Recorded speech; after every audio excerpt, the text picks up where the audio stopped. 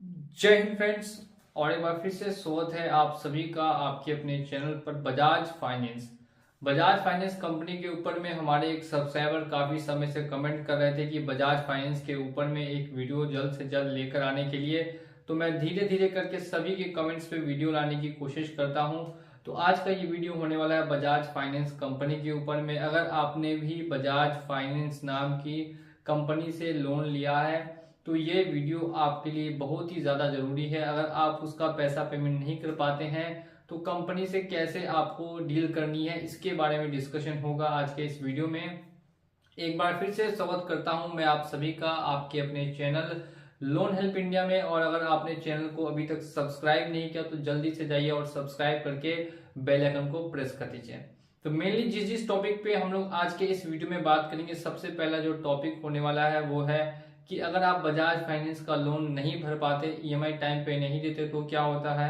दूसरा टॉपिक है क्या बजाज फाइनेंस आपके ऊपर केस कर सकती है, किसी भी तरीके का लीगल एक्शन ले सकती है।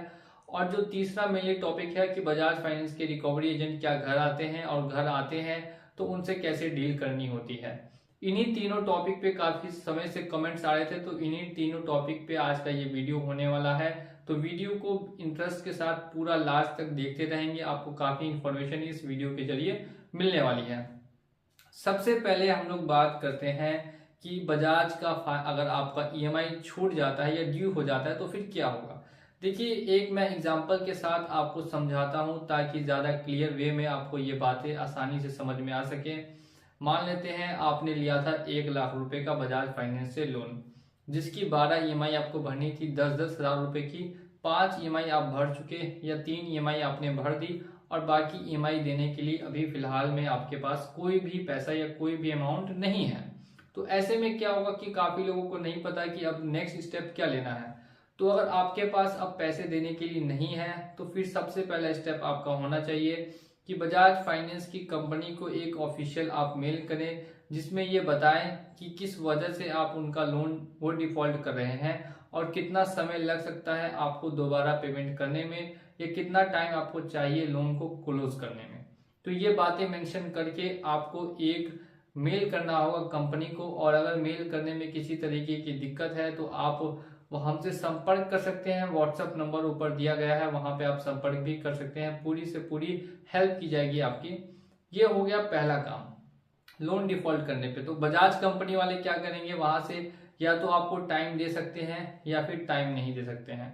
तो मेनली बजाज कंपनी क्या करती है, लोगों को टाइम नहीं प्रोवाइड करती है। ये प्राइवेट कंपनी है, आरबीआई के द्वारा रेगुलेटेड की जाती है, लेकिन इसके बावजूद भी आपको किसी तरीके का ये टाइम प्रोवाइड नहीं करेगी। तो ऐसे में अब आप सोचेंगे अब आपको क्या करना। देखिए, आपका काम था ऑफिशियल मेल करना, लीगल तरीके से आपने कंपनी को बता दिया कि आप एक जेन्युइन डिफॉल्टर हैं, आपकी गलती नहीं है, आपके पास ऐसी सिचुएशन आ गई है जिस वजह से आप पैसा नहीं दे पा रहे हैं।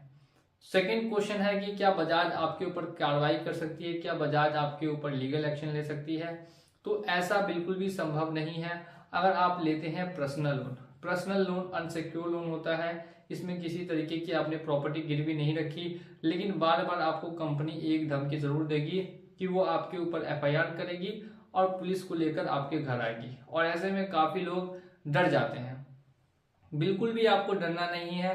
अगर आपको साथ ऐसा कंपनी बोलती है और आपके पास पैसे नहीं है सच में देने के लिए तो आप डरिए नहीं, आपके ऊपर किसी भी तरीके की कार्रवाई या किसी भी तरीके का केस नहीं होगा। इंडिया के अंदर में अगर कोई भी लोन डिफॉल्ट करता है, कब करता है, जब उसके पास किसी तरीके का पैसा नहीं है, तब अगर लोन डिफॉल्ट करता है तो उसके ऊपर कोई भी एफआईआर या कोई भी केस दर्ज नहीं किया जाता और ना ही उसने किसी तरीके का क्राइम किया है। तो ऐसे में कंपनियां कुछ 2-4 नोटिस हो सकता है आपको भेजे या किसी से के द्वारा आपको नोटिस भेजा जाए, ऐसा हो सकता है। और ज्यादातर केसेस में ऐसे नोटिस देखने के लिए मिलते हैं। लेकिन इन नोटिस से आपको बिल्कुल भी घबराना नहीं है, बिल्कुल भी डरना नहीं है। काफी लोग नोटिस देख के घबराते हैं, डरते हैं, तो ऐसा आपको बिल्कुल भी नहीं करना। मैं ऐसा क्यों बोल रहा हूँ, तो इसके पीछे का दोस्तों यही कारण है कि भले ही नोटिस आपके ऊपर आएगा लेकिन किसी तरीके का केस या किसी तरीके का लीगल एक्शन आपके ऊपर बिल्कुल भी नहीं लिया जाएगा। ये आप माइंड में क्लियर रखें। अब आते हैं हम लोग अपने तीसरे और आखिरी सवाल की तरफ। और हमारा तीसरा सवाल ये है कि क्या रिकवरी एजेंट घर आते हैं और कब आते हैं। बजाज फाइनेंस कंपनी से लोन ना ले और बजाज फाइनेंस कंपनी को बंद करना चाहिए। इसका आप सुझाव मुझे कमेंट सेक्शन में दीजिएगा कि ये बजाज फाइनेंस को बंद करना चाहिए कि बजाज फाइनेंस को बंद नहीं करना चाहिए। मेनली मैं ऐसा क्यों बोल रहा हूँ कि बजाज फाइनेंस से लोन ना ले और बजाज फाइनेंस को बंद करे, क्योंकि इनके जो रिकवरी एजेंट्स होते हैं वो असल में रिकवरी एजेंट्स नहीं होते, वो होते हैं गुंडे।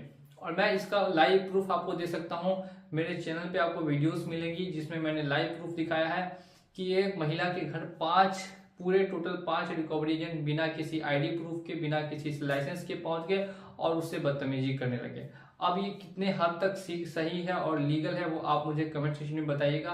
तो इनके जो मेनली रिकवरी एजेंट्स होते हैं वो गुंडे होते हैं, तो आपको मैनेज करने के लिए भी कुछ उसी स्टाइल में इनको मैनेज करना होगा, क्योंकि ना ही इनके पास किसी तरीके का ऑथराइज्ड लेटर होगा, ना ही इनके पास किसी तरीके का पर्सनल आईडी कार्ड होगा जिसमें एम्प्लॉय आईडी इनका नाम मेंशन किया हो। ऐसा कुछ भी इनके पास देखने के लिए नहीं मिलेगा। और ये एक टीम बना के आते हैं, ग्रुप बना के आते हैं और आपको डराते हैं, आपको तरह तरह की आपकी बातें करेंगे, आपको ऐसा कुछ बोलेंगे जिससे आपको टेंशन हो, जिससे आपको गुस्सा आए। तो कुछ ऐसी बातें बोलेंगे, आपको उकसाएंगे, आपको नीचा फील कराएंगे, लेकिन आपको ऐसा बिल्कुल भी नहीं सहना है। आपको क्या करना है, देखिए, आपको सबसे पहले तो अपने फोन की जो कैमरा रिकॉर्डिंग है इसको ऑन करके रखिएगा एकदम ध्यान से, कि कैमरा जो है वो बंद नहीं होना चाहिए। फोन का कैमरा आपका बिल्कुल ही ऑन होना चाहिए। सेकेंड स्टेप आपको क्या लेना है, बिल्कुल उनसे पूछना है कि उनका नाम क्या है, वो कहाँ से आए, किस कंपनी से आए, सभी जानकारी ले लीजिए और उनको वो मेल जो आपने स्टार्टिंग में मैंने बताया था उस मेल को दिखाइए कि आपने ये मेल कंपनी को किया हुआ है, कि आपको 6 महीने का समय चाहिए। इसके बाद भी अगर वो किसी तरीके की आपकी बहस करते हैं या आपको डराते हैं या आपको धमकाते हैं तो आप उनके खिलाफ फिर बिल्कुल ही कंप्लेन कर सकते हैं, क्योंकि ये 100% इलीगल रिकवरी एजेंट्स होते हैं। एक बार की मेरे सब्सक्राइबर के साथ की घटना ये हुई थी कि उसको रिकवरी एजेंट्स लेकर गए थे पुलिस स्टेशन में, तो वो भी साथ में पुलिस स्टेशन गया और पुलिस स्टेशन में कंप्लेन दर्ज होती है उन रिकवरी एजेंट्स के खिलाफ, क्योंकि वो बिना नोटिस दिए और साथ ही साथ में बिना किसी आईडी प्रूफ के उसके घर आए थे। तो आप खुद समझ सकते हैं ऐसे केसेस में अगर कोई रिकवरी एजेंट आपको ऑफिस जाने के लिए बोलता है तो किसी भी ऑफिस बिल्कुल भी आपको नहीं जाना है। अगर जाना भी है तो सीधे आप नियरेस्ट पुलिस स्टेशन जा सकते हैं कि गुंडागर्दी कौन कर रहा है, इसको प्रूफ करने के लिए आपके पास वीडियो रिकॉर्डिंग होनी चाहिए। तो इस चीज का हमेशा ध्यान रखिएगा कि अगर आप वीडियो रिकॉर्ड करते हैं तो आपके सपोर्ट में हर कोई रहेगा। आप मेरे व्हाट्सएप पे भी भेज सकते हैं, मैं भी कोशिश करूंगा अपने चैनल से के माध्यम से दिखाने की सच्चाई क्या है और ये एप्लीकेशन, ये जो कंपनी है ये क्या लोगों के साथ कर रही है। तो बजाज फाइनेंस पे बिल्कुल ही प्रतिबंध लग जाना चाहिए पूरी तरीके से। अगर आप भी इसके समर्थन में हैं तो हमारे चैनल को सब्सक्राइब करके बेल आइकन को प्रेस करेंगे। चलिए चलता हूं मैं आज के इस वीडियो में और मिलूंगा आप लोगों से अगली वीडियो में बहुत जल्द। जय हिंद, जय भारत।